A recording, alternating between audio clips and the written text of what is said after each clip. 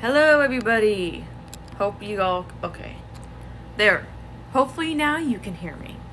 Okay, so I am really excited for this next chapter. I will be reading live from Awakened Evil.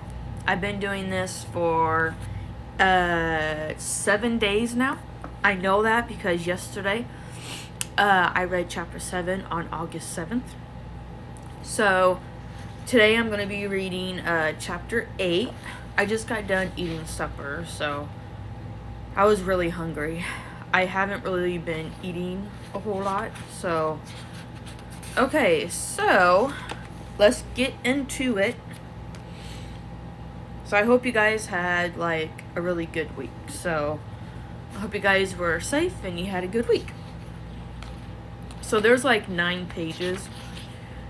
3, 4, 5, 6, 8. Yeah. Okay. So wait, hold on. I think the first part of this chapter is from Madison's point of view. And then I think the other half is from Olivia.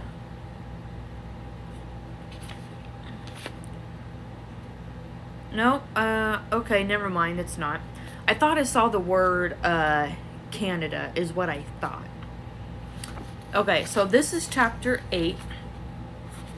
So the last chapter was from Keegan's point of view, and, he discovered that he had died, and a woman killed him, and he doesn't know, like, what's going on. He doesn't know if he's stuck between heaven and hell. So I think he's trying to understand, like, what's going on. And then his dad told him, hello, Robert. His dad told him that you have a quest to finish. And he's like, a quest? So that's what the last chapter was. So now we are from Madison's point of view, which I love her character. I had so much fun writing her. I'm just so happy. Okay. So this is chapter 8. Okay. I should probably drink some water. Okay. At the police station, Madison sat at an empty table by herself. Windows with mirrors all around as if they were staring back at her. Judging every move, watching like a hawk. She'd never been in an interrogation room before. Did Keegan kill himself, or did someone break into the house and kill him?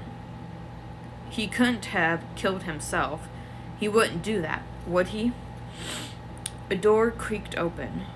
She lifted her gaze and saw a cop stroll in, interrupting.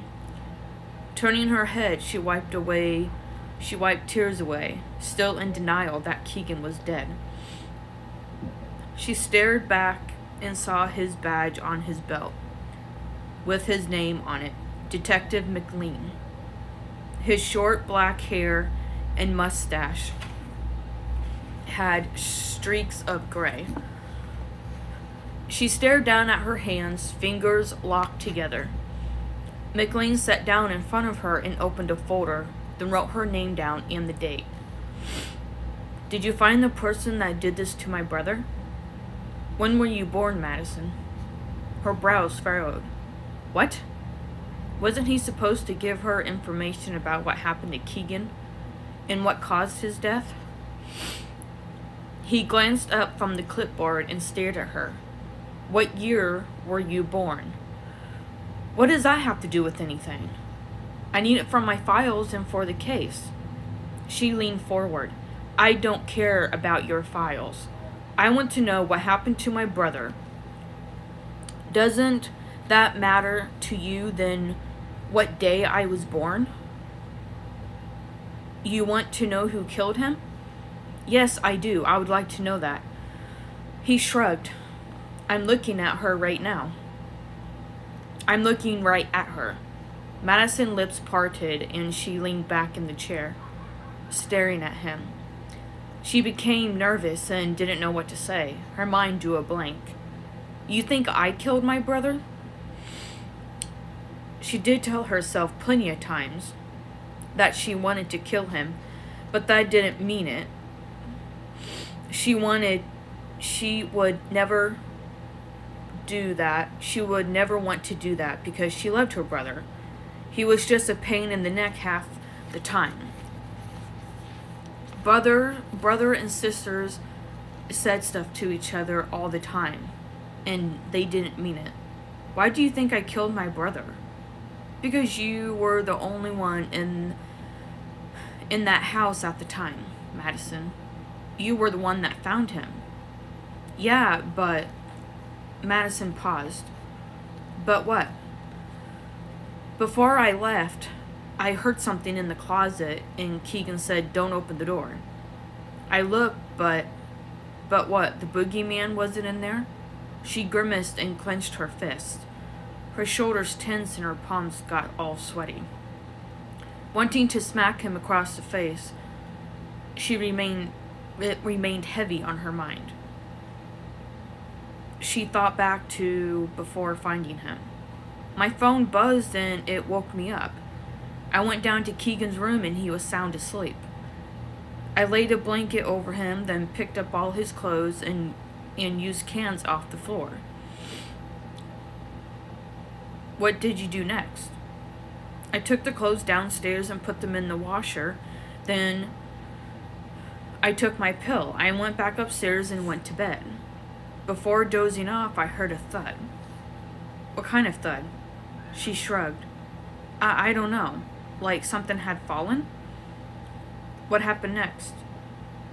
I went to his bedroom and what? Oh, crap. Whoopsie. I lost myself. Or I lost my... Okay, here we go. She placed both hands over her nose and mouth. Tears welled up in her eyes. The image was right there in front of her mind. She saw him laying there, with blood on the floor. What happened next? I heard another voice in the room. It sounded like a woman. Was it your mom's voice? No. How do you know that? Because I know what my own mother's voice sounds like. She was at work. She wasn't even home yet. It was only 10:30. We'll look more into that. I heard my brother being tossed around the room like a rag doll. I opened the door and I found him leaning over the edge of the bed, with blood dripping from his neck. What did you and your brother do before you found him? We got into a fight. What did you fight about? For his room being a mess and why it smelled so bad? So you took your anger out on him because of that? Madison scoffed at him and balled up her fist. Why your brother, Madison? Why would you do that? Do you know where the knife is? Madison stared at him in shock. What? He was cut on the neck. It looks like a blade did it. Madison turned her head to avoid eye contact. Are you saying someone slit his throat with a knife? McLean just sat there and stared at her. She looked back at him. You saw your brother last night. Or you saw your brother last, Madison. Yes, I did. Was this a way to stop the fighting? I didn't kill my brother. Did you hate him? I did not kill my brother, she yelled. McLean didn't flinch. You were the last one that saw him. She tipped her head down and sobbed. Are you crying because you're guilty of a crime? He asked. Where did you get that mark on your arm? Madison looked down and noticed that the marks were fading faster than she thought. She moved her arm under the table and looked back at him. Did he try to defend himself? He asked. Did he knock the knife out of your hand? She noticed he was staring at her. as if to try to see if she was lying, to see if she would slip. Tears streamed down her cheeks. What are you going to do? Lock me up and throw the key away, like you do to everybody else in this place?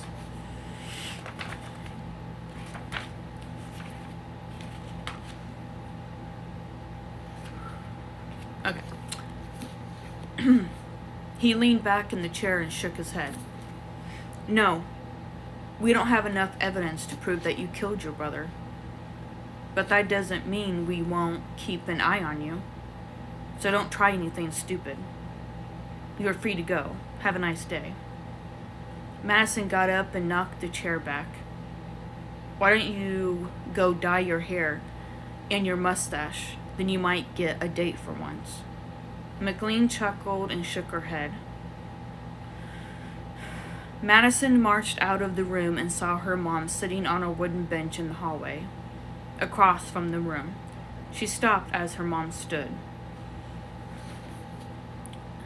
Madison said nothing and walked to the front door, hearing her mom catching up from behind. Madison, wait. She got out of the car and waited for it to unlock. Tell me what happened. Her mom pressed the unlock button and climbed in as Madison did. After her mom closed the door and started the car, she waited for an answer. Would you please tell me what's wrong? They think I killed him, Mom. They think I slit his throat with the butcher knife, and that I hid it. They think I killed him to stop the fighting. Her mom just stared at her with a pale face. What? You heard me. Her mom sat back in the seat and stared forward, with both hands on the steering wheel. It grew silent. It grew silent for a few seconds. Did you? Do what? She stared at her mom. No, Mom. I didn't kill my brother. How could you think of something like that? I would never do such a thing. I'm not evil. I'm sorry. I don't know why. I don't know what to think anymore. You and Keegan never got along. That doesn't mean I wanted to kill him. I could never kill anybody. I won't even touch a gun. I don't know why I said that or thought that, okay? I'm sorry. I'm just confused and scared right now. I am too, Mom. Years ago, I wanted him dead because I hated him and always wished he was dead. But I didn't mean it. I just wanted to be heard. A tear slid down her cheek. She swiped it away and sniffled. If I wanted him dead, I would have killed him years ago. But I didn't because I'm not like that. I loved Keegan. Tears filled her mom's eyes. Madison placed an arm on the open window. He was the only brother I ever had. And now he's gone. And he's not coming back. He's dead. Madison leaned back in the seat and crossed both arms. I believe you. What you just said proves that you didn't kill him. Her mom pulled her into a hug. I believe you, Madison.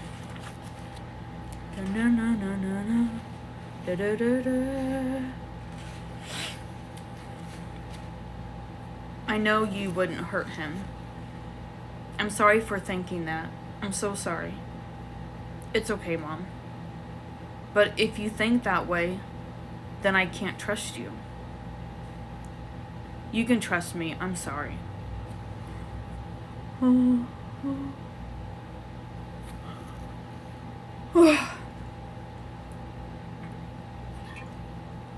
man, this is a really long chapter. My throat's getting dry.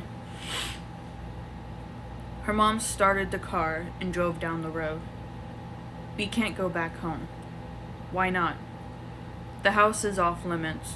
They need it for the case. Where are we supposed to go then? I guess a family member's house. She stared out the window and said, or we can go to a hotel. After discussing it, they arrived back home to get what clothes they needed. There were at least 3 cop cars out front. There were a few police officers talking to the neighbors across the street, with a notepad in hand. She got out of the car and followed her mom inside the house. People in full white outfits walked out of the front door with sacks in their hands. 2 policemen followed them behind into the house. Madison went up the staircase, then stopped, seeing plastic hanging in Keegan's doorway. Her lips trembled and her tears formed in her eyes. Below the bottom of the plastic, she could see the floor. The carpet had been ripped out, and there was plastic covering the room. The mattress was no longer there. A summer ago replayed through her mind of when she and Keegan were younger, thinking it would be fun to throw their mattresses outside on the ground and jump from the window, then climb up on the roof for fun. The both of them were grounded. Her shoulders tensed up and both cheeks grew warm. The loss of Keegan still weighed heavy on her mind and heart. Would I be able to move on from this? To laugh and smile, be myself again, without my little brother? Of course I would, but I know it won't be easy. Nothing ever is easy.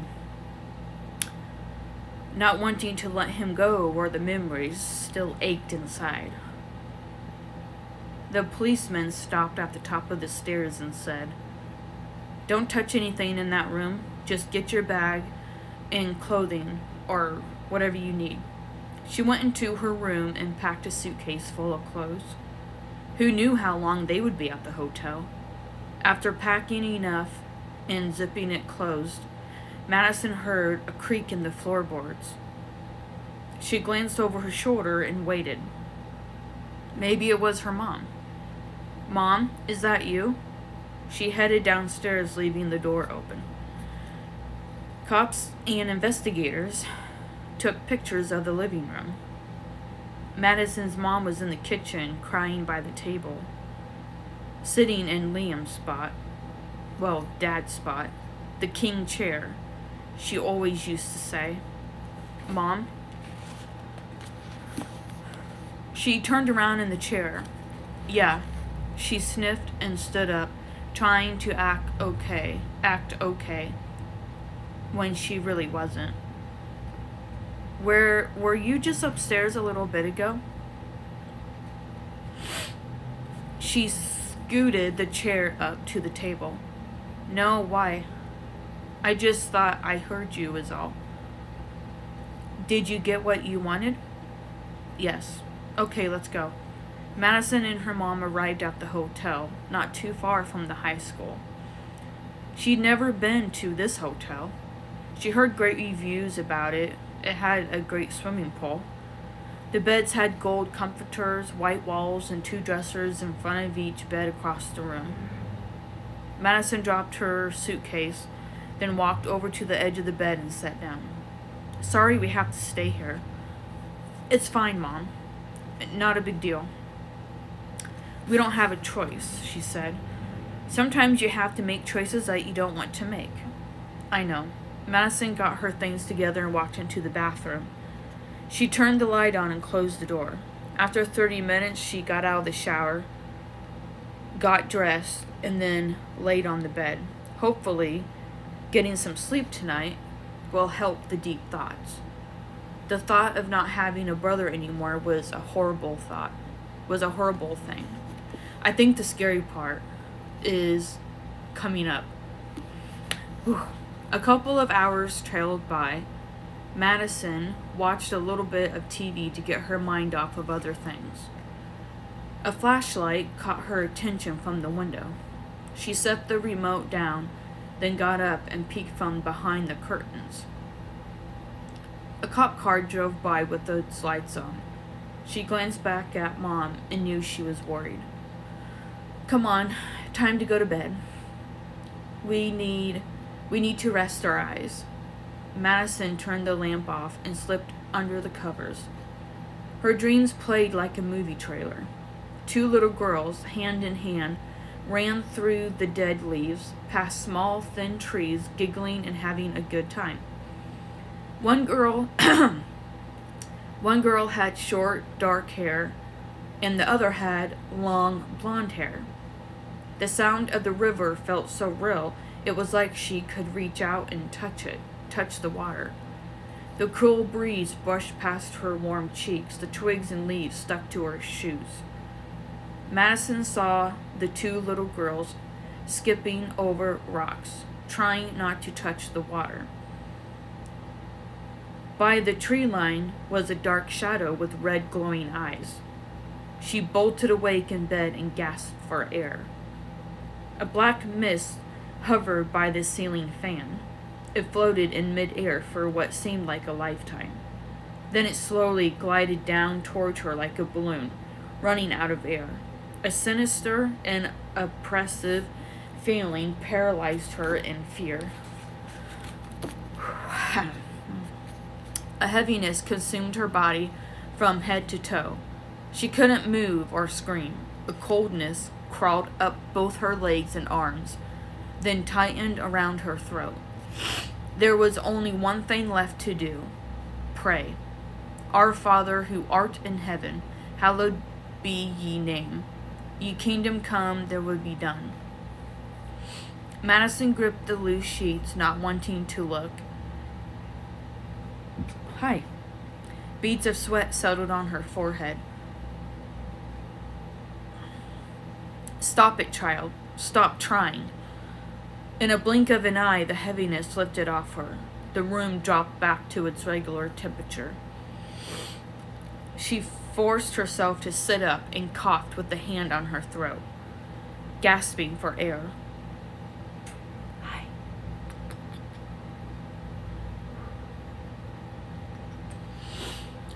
Both eyes burned with tears and sweat. Her mom woke up and turned a light on. "What's wrong? What is it?" Madison calmed each breath and felt the pounding in her chest. "Tell me what's wrong, Madison." "Would you give me a second?" she snapped. What the hell was that thing hovering over me? And the girl? Who the hell is she? Why am I dreaming of her? And the voice? It sounded like a female. Who could it be? Something had a hold of me. Like what? What do you mean? "I don't know, Mom." "It's okay," she said, rubbing her back. "Just breathe." Madison's breathing came back to a slow pace. She held both hands over her eyes. "I'm not sure what it was." "Has this happened before?" "No. There were hands around my neck. I couldn't breathe. I felt like I was suffocating to death." "Well, whatever it was, it's gone. It's not here. I need a minute to myself." She pulled the blankets off and went into the bathroom. "Are you okay?" "I'll be fine." She shut the bathroom door and flipped the light switch. "Do you want some water?" her mom asked. "Mom, please, just give me a minute. I'll be out." She turned the faucet on and splashed her face with cold water. "Breathe, Madison, breathe. It wasn't real. It was just a dream." Red thumb marks were imprinted on her neck. It was real. She wasn't dreaming. Something did have a hold of her. But what? The marks were noticeable. Noticeable. She had to cover them up. Mom would see them and worry. Madison opened her mom's makeup bag and grabbed the powder. then tapped it on the marks, and they were covered. I hope this works. She put the makeup bag away, turned the light out, and opened the door. Her mom laid there in silence on the bed. I'm sorry if I scared you. It could have been a dream I had. Madison's mom sighed with relief. Are you sure it was just a dream? Yeah. She climbed back into bed and covered herself with the blankets. I love you, Madison. I love you too, Mom. Okay, now we're doing a different point of view in this chapter, which I didn't even know. After Madison and her mom had fallen asleep, Keegan sat there in the chair at the table, staring at them. Was the quest to protect Madison and Mom? Is that what Dad was talking about?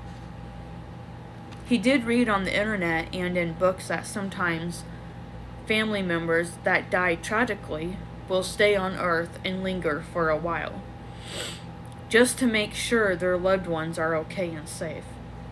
Then even sometimes they will try to solve their death or have the living try to solve their murder. When their spirit was ready to leave, they will cross into the light and go to their next life. If the quest was to stay and to make sure Mom and Sis were okay, then that's what I'll do. But for how long? How long will I be here to guide this quest? From the corner of his vision, a figure walked into his view. Keegan gasped and stood there and stood straight up from the chair. It scooted back and hit the counter. He realized it was Dad. Dad! Shh, Keegan. Keegan glanced over at Mom and Madison. Madison lifted her head, staring at them. She sat up and rubbed both eyes. Hello? She waited, then laid back down and turned on her side to face the window. Keegan stared back at Dad. Why are you still here, Keegan? What? You're supposed to finish what you started. I don't understand. Keegan, you must go to Canada and warn Olivia about her. Keegan thought about the name Olivia. He didn't know anyone by that name. A few seconds trailed by, and then he remembered reading an article on the internet about a girl named Olivia. Something happened to her. What do you mean, her, Dad? His dad shook his head. You think playing the Ouija board was bad enough? But then you coupled that with lightning, and then it became much worse. Keegan was confused. Why did he bring that up? Yeah, he remembered doing the Ouija thing. Then why didn't you stop me? I tried. Didn't you hear me? He thought back to lighting the candles and did remember hearing a voice yelling, "No, Keegan." That was you, Dad? Yes, it was. I tried to stop you. But I just wanted... Keegan's words faded away. I know, son. I'm sorry that she fooled you like that, but it was too late as soon as you lit just one. Why didn't you stop her from killing me? I couldn't have stopped her, even if I tried. Did she warn you to stay away? He nodded. As I said before at the house, I've been watching over you since you and Madison, he glanced over at the bed, then back at Keegan, have been acting out. You put your mother through a lot of emotional pain. I know, and I'm sorry, Dad, Keegan replied, then asked, "So that's my quest?" His dad nodded. Go to Canada, Keegan. Stop what you have started." Keegan stood there in confusion. "Dad?" "Go through the mirror, son." His dad pointed towards the bathroom. "It's a shortcut for the dead." He walked to the wall and stopped. "Oh, by the way, son, please don't scare the girl half to death. I know you scared your sister all the time." He disappeared through the wall. "Dad, no!" Keegan chased after him, running through the wall to step out into the hall. "Whoa, I just went through a wall." He looked both ways, but his dad was gone. He touched his head and thought about what he did. A witch did live there. He did light the candles. Did that bring her back? It all made sense now. That's why he was killed. He lit the candles and awakened the witch. That's what awoke her. He better get to Canada and fast. Oh man, that was a long chapter. Holy moly, I seriously thought I wasn't going to stop. 1, 2, 4, 5, 6, 7, 8. There were like almost 10 pages. Oh my lord. I knew this chapter had another point of view in it, but I couldn't remember. But anyways, that chapter was a lot of fun to write, so the police station scene, of course, I had to do some research on it. Especially the scene where the cop was like questioning her. I mean, I watched plenty of movies where these people are accused of the unthinkable when they really didn't do it. So I did some research on that, and then I had to do research on the questions and what room she had to go in, what the police station looked like, and especially how Madison would feel. I would be petrified and scared all at once. I would have so many emotions going through me if I was accused of killing my brother, and I would be like, I didn't kill him. And so I tried to get deep into her thoughts, like how she's feeling when she's accused of murdering her brother. And I've seen a lot of TV shows and movies where the cops try to get them to admit they did it when they really didn't. And like on Forensic Files, I watched a lot of that when I was writing this book. And I knew I was going to have like a lot of cops in it in a crime scene. So I think this book took me like 3 years to write it because I was doing so much research on the crime scene elements. And like before the last chapter, when Keegan had woke up and saw his body and the police and whatnot, I had talked to my friend that was the chief of police, and I asked him questions about I think it's called interrogation scene, where you go to the police station because, like, if you're the last person that found someone dead, of course they're gonna accuse you of doing it. So anyways, I wrote that, and it was challenging because I didn't know like what questions to ask, but I did have like my writers group. They're like a family, and they did help me with the questions and stuff. And the leader of the group is a doctor, so I had a lot of questions for him too when I wrote this book. And because I'm not a doctor, I'm not a police officer, so I don't know anything about like a crime scene or how your head would look if you were shot in the head, or if you fell and your head got hurt, like, yeah, I've seen it in the movies, but that's just the movies. So I had to ask a lot of questions and do a ton of research. So that chapter was done.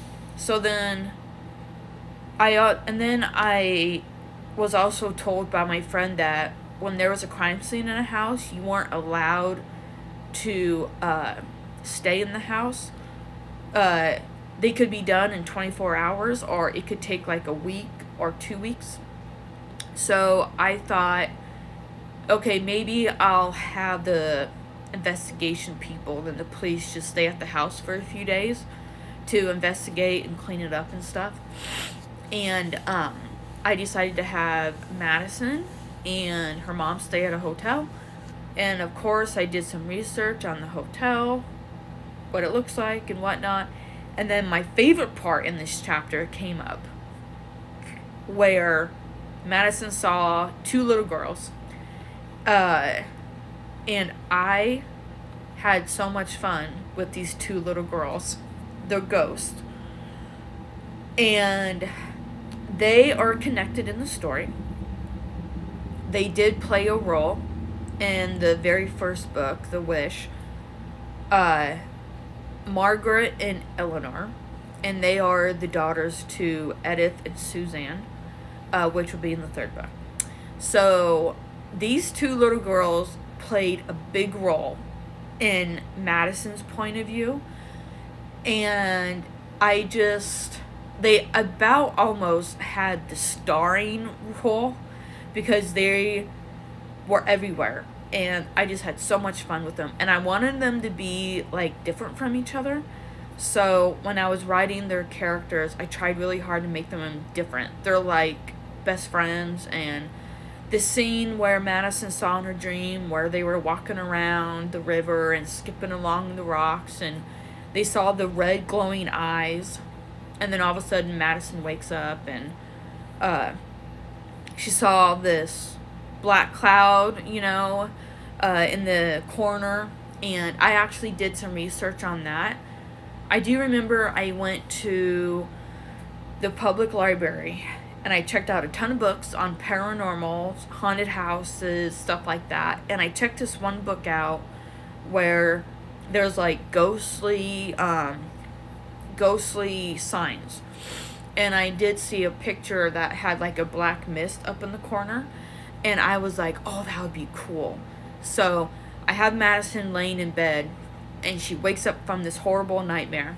And she looks up in the corner, and she sees this huge black misty cloud just hovering. And then it slowly starts to move down, and it just gets on her, and she can't breathe or anything. So that scene, I did a ton of research for. And then her mom, like, wakes up, and she's like, what's wrong? And then Madison goes into the bathroom and sees these handprints. And yes, I had to do research on that because I never been choked out. I never had anybody grab my neck. So I didn't really know much about strangulation, abuse, or I don't know. So I had to look up pictures, and there was a few episodes of Forensic Files that I watched where they would find these bodies on the side of the road, and they would have like finger marks on their neck. So everything that I was watching from the TV, I was like writing it down. That was specific for my my chapter. So this chapter was a lot of fun to write. And of course, when I first started to read, I did not realize how long it was going to be. I knew it was 9 pages, but I did not realize it was going to be so long. But it was awesome. So, it was tense and it was fun to write. So, anyways. So, tomorrow, I am eating lunch with 2 friends from church at 11:30. So, I actually, tomorrow, have all day.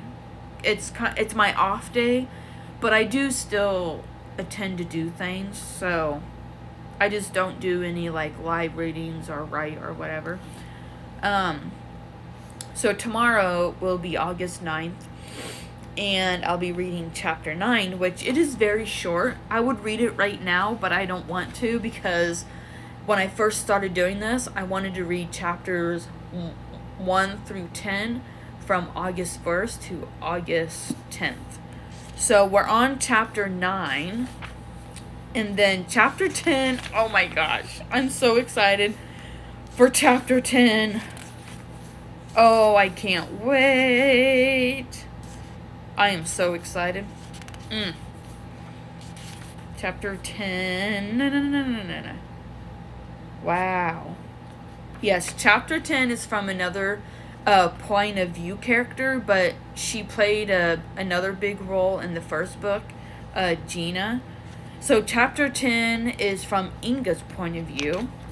And then, chapter 9 is tomorrow from Inga's point of view. And then chapter 10 is Tuesday. So August 9th, Monday, I'll be reading chapter 9.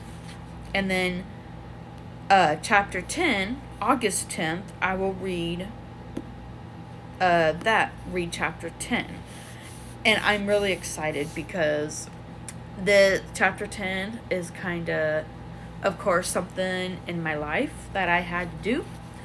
So I don't know how long this chapter is a little bit long too. 1, 2, 3, 4, 6 pages. 1, 2, 3. Okay.